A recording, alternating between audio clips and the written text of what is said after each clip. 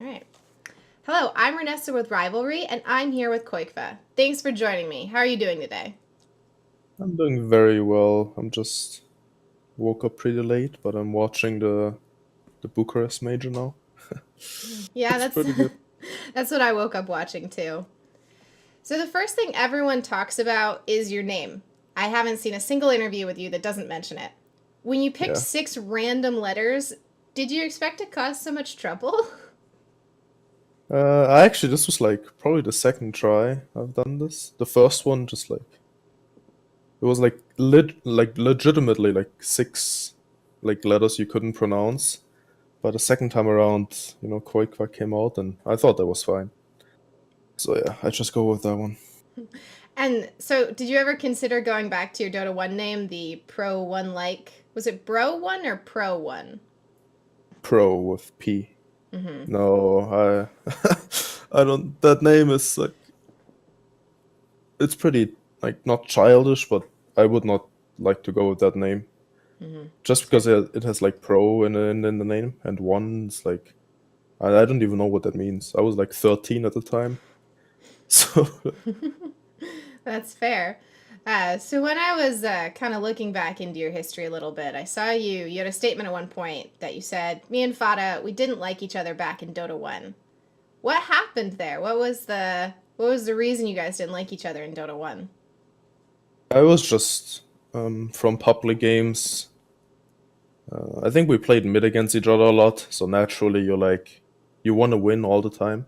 So there's like this rivalry that is not really personal, but like it only stays in Dota. Mm-hmm. It's hard to explain, but like I didn't know him personally at the time, so like I had no idea who he is or like that he's a cool guy and stuff. But then in Dota 2 in mouse spots, I got to know him on a personal level, and then we became friends pretty quickly, and I ended up really liking him. So, It was nothing serious. yeah, just pub games. So what was your motivation to play Dota 2 professionally? Because you started out with like a Bulgarian team, right? With KP, yeah. Mm-hmm. Actually, was that the first? I'm not sure what was the first team, but um, pretty much I when Fata asked me to join Mouse, which is like my first real pro team back Mm-hmm. in the day, like 2013 or 12. Um, I really like the competitiveness of Dota 2 and just competitive games in general. They differ so much from pub games. Like you try to coordinate everything, everything is structured, and I really enjoy that aspect of the game. Like you try to plan so much that the the random thing of Dota is like minimal, and I Mm-hmm. really like that. And And that so, a team game. so if you had to choose, would you rather play scrims all day or are pubs okay? Pubs definitely they really test you on a mental level, like to not actually go insane. So I have days where I play like 14 games a day, Mm-hmm. which is only pubs, because we don't play that day or something. And then I think a good balance is pretty good. Like let's say you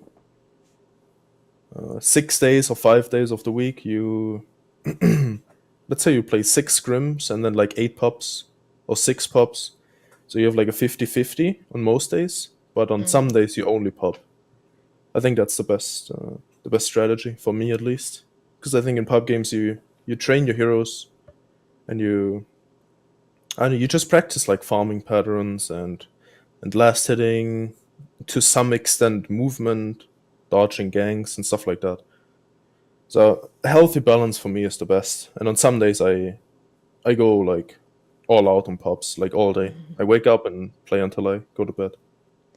For the pros who kind of do the MMR farming, which means you're kind of at a more limited set of heroes a lot of times, do you think that impacts their practice because they're not practicing as many heroes since they're farming MMR, or do you think it doesn't really matter either way? That's a good question, actually. I know some people only play 2 or 3 heroes in pubs that they think are the best to win with, But I think at one point you have to choose what you really want out of the games you play.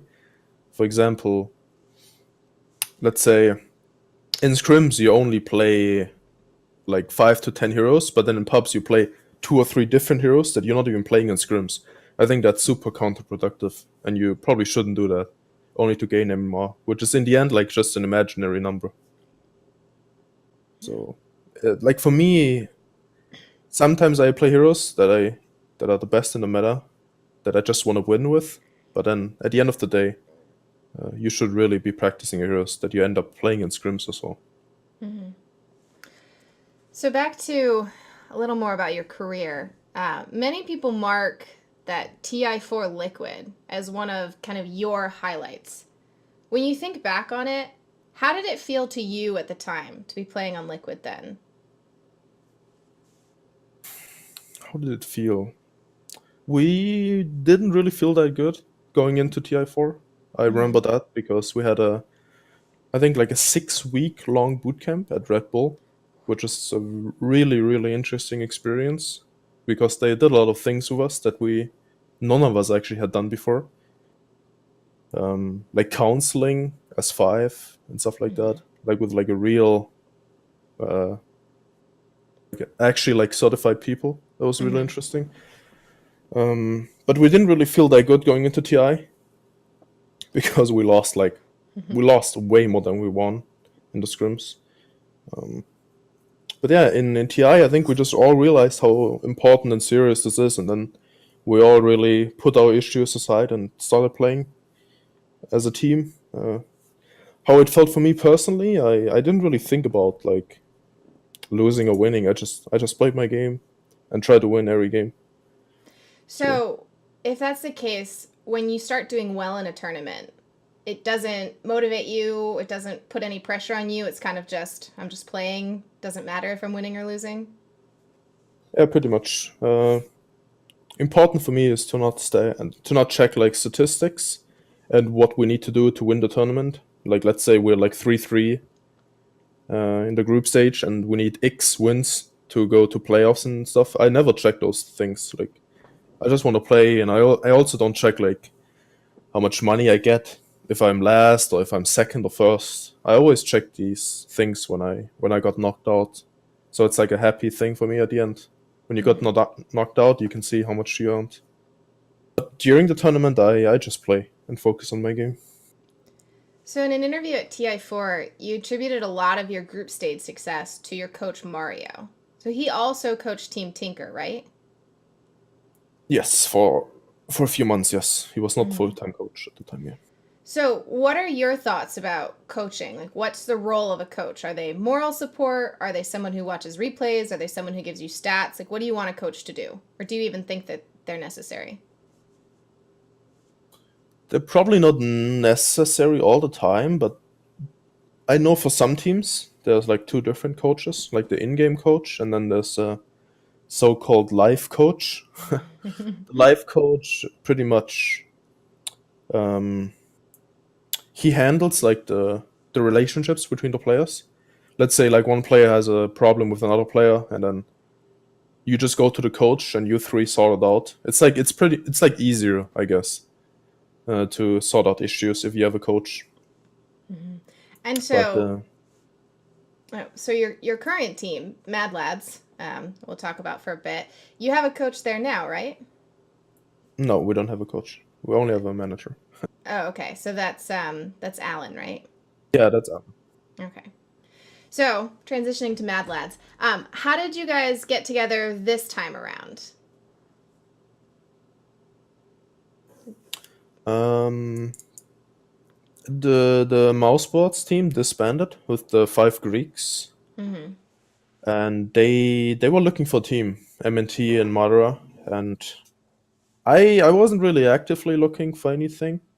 I was just playing pubs and talking to Syndrin and Kezo about like opportunities and what they want to do in the future and stuff. Yeah, and then we ended up they ended up asking me to play mid, and yeah, then we started playing, and everyone really liked each other, and we're still playing today. Yeah, Yeah, and you played with Kezu and Syndran back TI6 with Escape.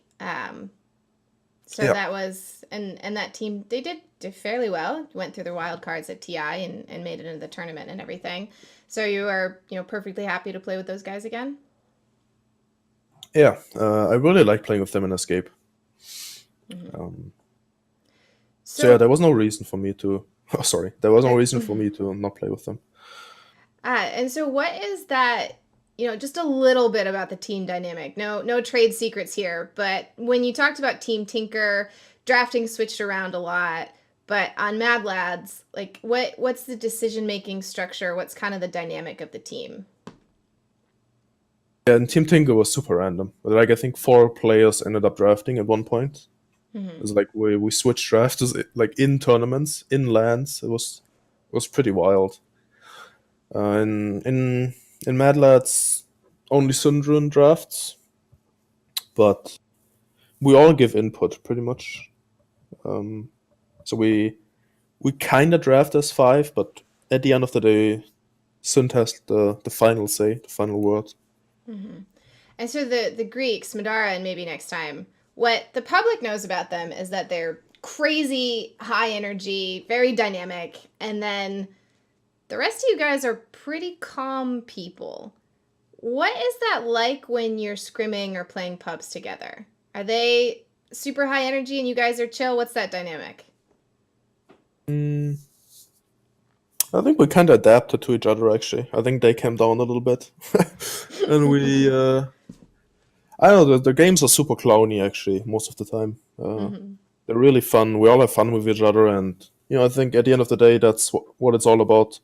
In an atmosphere where it's chill and fun, and but also serious. I think the the improvement rate is a lot higher than when there's pressure and people flame each other and stuff like that. Hmm. So So yeah, who's your player that's like the crazy one or the risk taker or the one that kind of keeps things loose and fun? Who's the really weird one? it might be me or mother actually. We clown around a lot actually, but yeah, at the end of the day, when the game starts, we usually pull together and just play and try to win. Hmm. And so who's the, if you're Madara, the kind of the clowny, silly one, who do you rely on to be the bad cop dad or the stable, not weird one? Is that Oh, Syndrin? that's definitely Sun. Yeah. Sun is like at the end of the day, he's the one who says like, okay, we had enough fun now, let's try to win, stuff like that. Yeah, Sun is definitely a dad for sure. Hmm. And so you mentioned that it's really nice to play without a lot of pressure or expectations. Since you guys are kind of a new, unsigned roster, do you like being an underdog in a non established team? It's definitely something different for sure. Like I remember back in Team Liquid, we were also kind of an underdog going into the tournament because I think we lost 1 or 2 tournaments prior to TI. So no one actually thought we were going to do well, but then we ended up actually doing pretty well, and then people are surprised, and I think it's a better feeling for sure than going into the tournament like as being the favorites. Yeah, I definitely like being an underdog. Just Hmm. because zero expectations means like you can actually do whatever you want, and no one there's nothing really bad, like nothing really bad is gonna happen if you lose. People didn't think you would win anyway, and if you win, people would be surprised. So yeah, I like it. So what do you do when you start doing well? Like Escape at Dream League, you guys got second. It was a really big deal for your team. You're not so much of an underdog anymore. How do you then handle that? Um, in this when was the DreamHack actually? Oh yeah, I Mm, remember now. In Escape, I don't think much changed actually. We didn't really view the second place DreamHack as like a big stepping stone. I think hmm. we lost. I think Team Liquid won that Yes. tournament. Yep. they owned us super hard actually. So none of us was like, yeah, we got second, but like most of us were like, they actually owned us in like 20 minutes. So we have to get better. I think that was the mindset at that time. So, what do you think? Obviously, teams aren't going to throw on purpose, but TI is always the goal. Do you think it's beneficial for teams to play slightly weaker strategies or do things they're not as good at leading up to TI to kind of, stop themselves from getting overconfident and maybe not give away their best strategies? With this new system, how do you see heading into TI as far as team strategies? I know there's this thing on Reddit as well, like people hide strats before TI, but I'm really not sure if that's the case ever Mhm. actually. Like I actually don't know if it's worth it to do that. Maybe if you're super confident and you're at TI already and you own this group stage, then maybe like if you have, let's say you have like a me post strat or something, then maybe you can hide that one for like the playoffs. But in my opinion, it's so risky to do that, and Mhm. I would probably not do that myself. I think it's good to just go from game to game and win, and then see what happens. Yeah, I'm really not sure. Like if teams did that in the past, I have no idea. Mhm. Okay, so a little more about you. I don't think people actually know that much about you as a person. You don't really ever talk about yourself or use social media. Why is that? I just like to keep to myself. I think some people broadcast their life to social media, but I'm not sure. I don't think that life is for me. I just like to Mhm. play my games, and yeah, I'm open as a person in my team and to people I know, but yeah, on like a big social media level, I'm not so sure about that. Mhm. Yeah. Which is actually, it's almost a little unusual for even mid players. If you think about it, Fata might be the only other one who's so quiet. Yeah, S4 actually, I think as well. He Mm, used to be mid. I that's don't think true. he uses much social media. So. And so the current qualifier schedule, maybe not right now, but about a month ago, was really, really brutal for teams that don't get invited to events. So it's really important to kind of take a break from your schedule if you can get one. Do you take breaks right now, or is it all Dota all the time? No, I don't take breaks. For me, it's like we haven't qualified to a LAN yet, so Hmm. there's no reason for me to take a break before like we're going to LANs like frequently. So yeah, I'm just playing until we're at that level. So right now on a new team and getting established, it is Dota 7 days a week. There's no heading to the gym or like is there any other way that you blow off steam, or is it really all Dota all the time? We usually play 6 days a week, and then Sunday is most of the time off because I don't know. I think a lot of teams actually just take Sundays off. I'm not sure Hmm. why. So it's pretty hard to find games on Sunday. So we actually most of the time we take Sundays off. But I go to the gym like 3 or 4 times a week. But yeah, that's So the only thing I pretty much do other than so playing. little breaks. Yeah, little breaks. I mean, I think it's pretty good, like as a mental aspect as well, to kind of get away from the game for 2 hours. I think it's healthy. So back on Team Tinker, you are still in school, right? Yeah. Yeah. So how did you balance that schedule? Because that's pretty demanding. I didn't like it actually at all. Going to school and playing professionally. Hmm. Um, like right now, I wake up at 8 a.m. and play like until I have scrims at 3. So like before the day even starts, before my scrim day even starts, I already play 8 or 9 games. And when you're in school, you come home at like 2 or 3. So you actually come home and go into scrims without having played 8 or 9 games. So yeah, for me, I don't want to do that again. Like even for Team Liquid back then, I took a year off of school just to play. But yeah, for Team Tinker, I didn't decide to do that. Maybe in hindsight I should have. I'm not sure. Hmm. But yeah, I will only play professionally from now on. No school. And so I'm guessing school was done when you came to play with No Diggity, eventually Escape, back in early 2016. So what convinced you to come back to playing professionally? Was it just that you were done with school, or was it the right offer? It was more that I'm done with school, and then at that time, like the No Diggity team was formed anyway. So Hmm. yeah, for me it was like it was pretty cool um, that those two things go hand in hand, and I can just play professionally without having to worry about school again. And so after all these years of playing, 'cause you've played for a really long time, have your feelings towards Dota changed at all? Do you view it differently than when you first started? It is. It has definitely changed. Back in the day, I I didn't really think that much about Dota. Like I just play and play and play. That was like in my house in Team Liquid. And then there was this period in I think after Escape actually, after 2016, the Hmm. TI. Um I don't know, my feelings kinda changed towards Dota. I viewed it more as like a job and something I have to do and not something that I enjoy.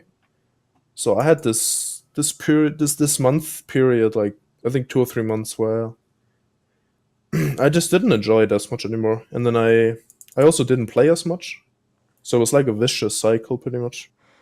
But yeah, I recovered from that pretty well. Like now I have fun again, and I don't really think about this as a job.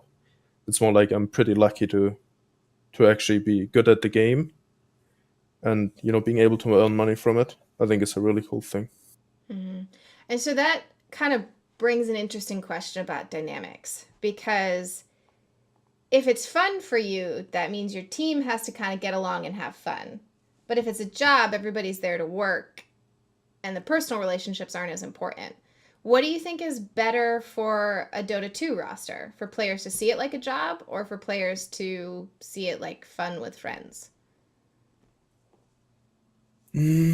Probably a balance. I think the TI3 Alliance squad was like all friends. Mm-hmm. I think they said that at one point, but again, I'm not sure. I don't think you have to be like super good friends to make this work. Like, I've been on teams where people didn't really like each other, but they ended up working like towards the same goal. But I know people have problems. Like, let's say you don't like one guy in the team, and then you don't really give 100% at the end of the day, and I think that's super bad. So for me, I think a good balance again is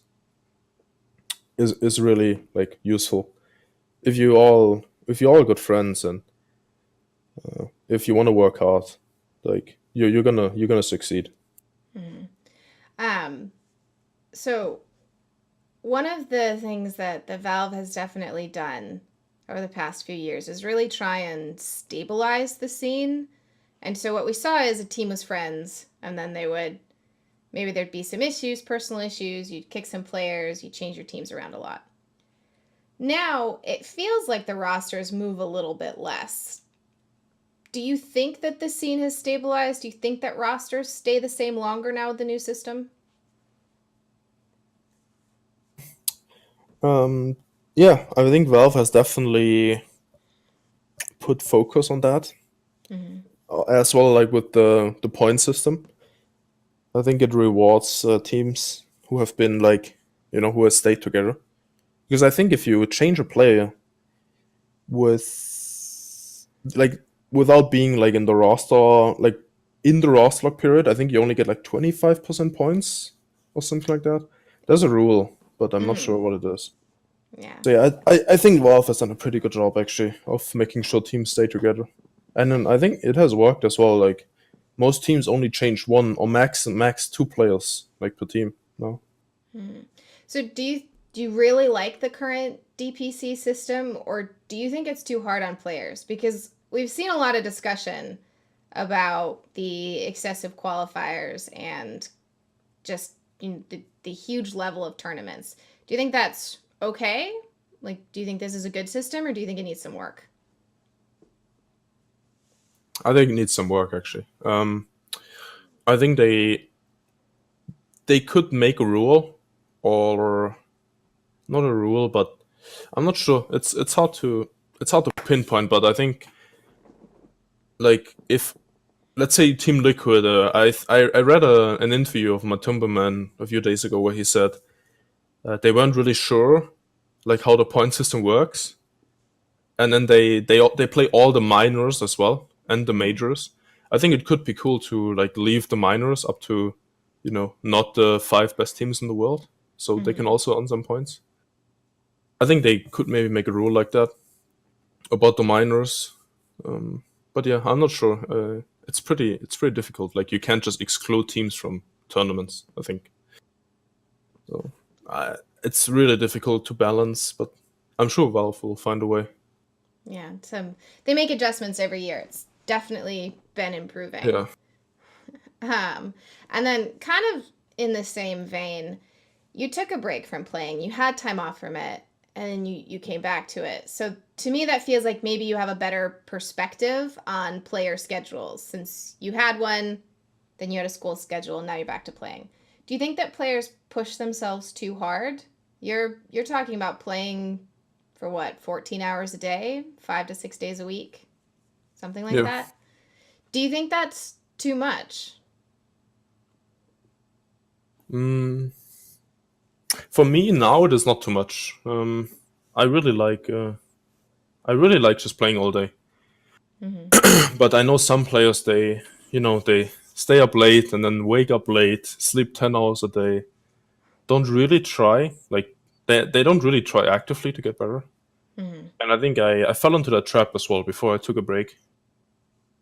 So now I'm back, and uh, I saw this from an outside perspective, like how I can optimize like what I did, because I for sure didn't do it well before I took a break. Like I also slept 10, 11 hours a day and didn't really schedule my whole day around Dota. But now it's really good. I really like what I'm doing right now. Mm-hmm. Wake up early, play all day, and then take like good breaks, healthy breaks, and then just play it again.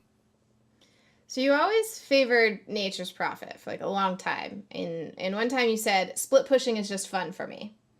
Yeah, Which it's not fun for anybody else. that's true. Um is that, do you still love split pushing? Do you love torturing people like that? Or do you have a different favorite aspect of the meta right now? Like what's just you the most, if you're in a pub, what's the most fun way for you to play? There's a lot of five manning right now, so split push is pretty bad against it. But in the past, I mean, it's just fun for me, honestly. Like Scylla, Furion, those heroes. I just like playing the heroes, and the natural thing to do with those heroes is split pushing. So it kind of goes hand in hand. But right now, the perspective kind of changed. Like what's good and what's bad. Like the towers got buffed in like I think four patches like straight. Mm-hmm. So the towers actually have like a million armor now, and it's like it's just not that fun anymore. But I still try when it's possible. So I'm gonna be able to guess, but what was your favorite era of Dota then? And you're not allowed to say 6.83 troll and sniper. That's, no one is allowed to say that's their favorite. That was bad. Yeah. But what was like the best time to play, or the most fun, or your favorite meta? It was either the TI3 Alliance, was Solar and Furion were in every game, Yeah. That's what I or guessed. yeah, or the TI4 Liquid one. I think that one was really cool as well, because like everyone stacked neutrals all the time, and I was the mid player, so I directly benefited from that. I like that patch. Yeah, So we've seen a few trends pop up recently. There's been the IO Beastmaster, the Venge Puck, and the Naga Meteor Hammer. Everyone, yeah. the casters in your pubs, everyone's saying these are super OP. Um, are they really that bad? And how much do you think Ice Frog is going to kind of target these in these bi-weekly patches? Do you think he's going to hammer those down really awfully, or just kind of make light tweaks? I mean, the Naga meteor hammer got fixed now with the patch 2 days ago or Yeah, a 3 days ago. little bit. It's changed a little, yeah. Yeah, so now you can use BKB, you can use Rage, Juggle Spin, stuff like that. So it's not like it's not a super fucking instant stun anymore. You can actually use spells now. So I don't think people are gonna build Meteor Hammer as much on Naga anymore. Because it was like a pseudo counter against BKB. Any BKB like hero could just do nothing against it. So And now so, it's actually I think it's balanced now actually. I think mhm. that change was super cool that they did. Yeah, so you thought it was kind of a little overpowered before. Yeah, I think it was so stupid actually. Like it was super dumb how that interaction worked. I'm glad it's gone. And so what do you think needs to be like what else needs to be fixed in Dota right now? And it doesn't have to be meta. We see people talk about matchmaking, um, the shrines have changed a lot, the bounties have changed a lot. Is there anything you think that's kind of glaringly awful right now that needs to be adjusted, or are you happy with where it is? I'm pretty happy about Dota right now. Actually, I I like 99% of heroes I play on a daily basis, and the only hero I would change right now is TB. I think that hero is still so stupid. I think the level 25 Thunder talent has to be reworked somehow to not maybe give it 5%, 5 seconds cooldown. Other than that, mm, I think it's fine actually. Other than that, yeah, I really like Dota by this right now. And so these patches every 2 weeks, something that we've seen happen is a team will be absolutely dominant for a patch and no one can beat them. And then you get another big patch and everybody struggles to get to their feet and a different team becomes dominant. Do you Yeah. think that these regular small patches will stop any one team from being crazy OP all the time? Yes and no. Like, if only small like things change, then obviously that team can adjust much easier than when there's a super big patch. Mm-hmm. But that also means other teams have more time to find out counter strategies. Because I think this to like every strategy in Dota, there is a counter strategy. There's like 106 to 7 heroes or something, and that there have to be counters to everything. So I think it will give teams like the chance to build counter strategies and to think more about the patch, and then things like will develop in the patch. Yeah, I definitely think the small patches I think they're a good thing actually. Mm-hmm. So it used to be that we would see, players had their signature heroes. You could always pick them that hero and they would do really, really well. And that's still the case. But because of all these changes, people have to be really versatile now, right? Yeah. Uh, as also like the with 5 bans in captain's mode, like if you play a hero like really well, they will just ban it, and then you're like, okay, now what? So you probably need like 4 or 5 heroes on every player. Um, yeah. Do you think players need to be more versatile now, or has it always been that way? Mm, the meta how it is right now is probably where you have to be most versatile because of the lane swapping all the time. I think the lane swapping actually changed Dota so much, and I'm not sure like how to. You can't even fix that, like the lane changing. How do you even fix that? It's like you can't ban heroes from going offlane or safe lane. So it's like, yeah, you have to be pretty versatile. Like as a mid laner, you have to go safe lane. You have to be able to go safe lane or off lane in some games. And so, do you think your team's prepared for that flexibility and really fast adaptation, or is that something you're still working on?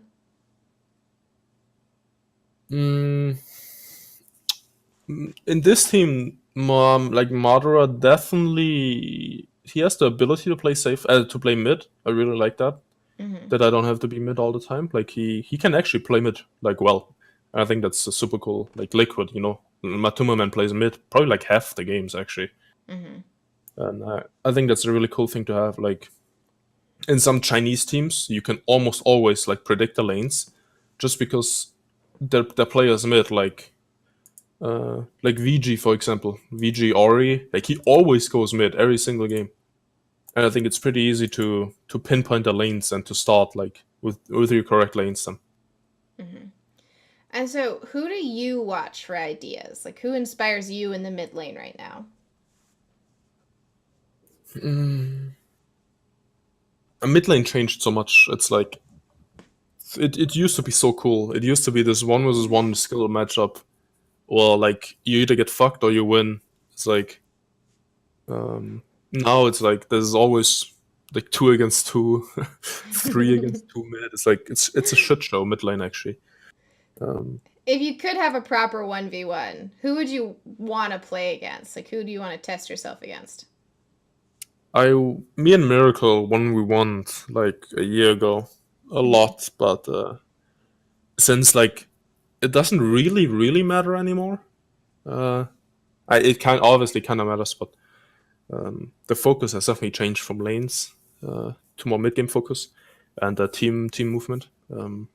I would probably I don't know probably Arteezy. Um, I like playing Arteezy in the mid lane in pubs and stuff. Mhm. Yeah, probably him.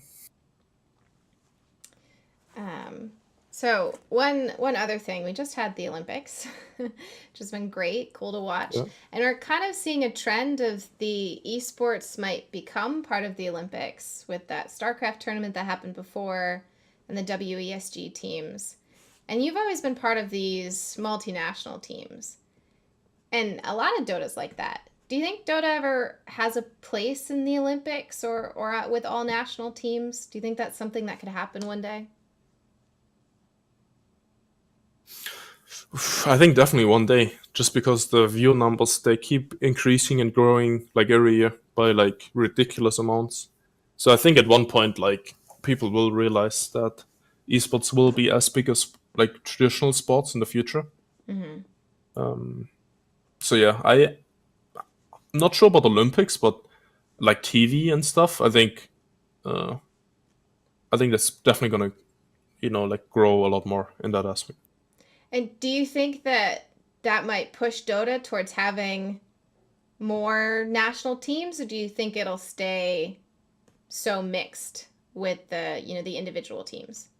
It's like you guys have the Greeks and you have some Germans, and but is Syndrin, is he He's Danish. Danish? Yeah. So you guys are mixed, but do you think that as it becomes more mainstream, we'll see teams become more national, or do you think they'll stay as mixed as they are? Um, I mean, we've tried to build a full German team in the past. It has not worked out that well. So I actually have no idea. Like, obviously, people they grow and they change, and you hope they grow as a person, and then maybe you can work with them in the future.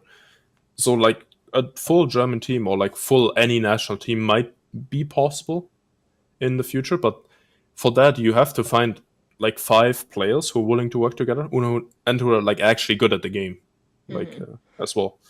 So it's not that easy to do like a full national team. It will probably stay mixed for a while, like for many years, I think. All right, well, thank you for taking the time to talk with me and for Rivalry. Do you have any shout outs? You want to let people know where to find you?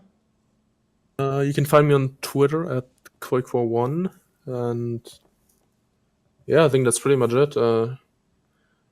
Shout out to my team. I hope we're gonna qualify to lands and actually win. Would be really cool. I definitely have a lot of trust, and I think we're gonna be really good. Like give or take a few months. Yeah. Well, Thank you for sounds interviewing great. me. Yeah, and good luck to Mad Lads. I'm sure you have lots of qualifiers coming up, and thank you for taking the time to talk with me. Yeah. Thank you. You too.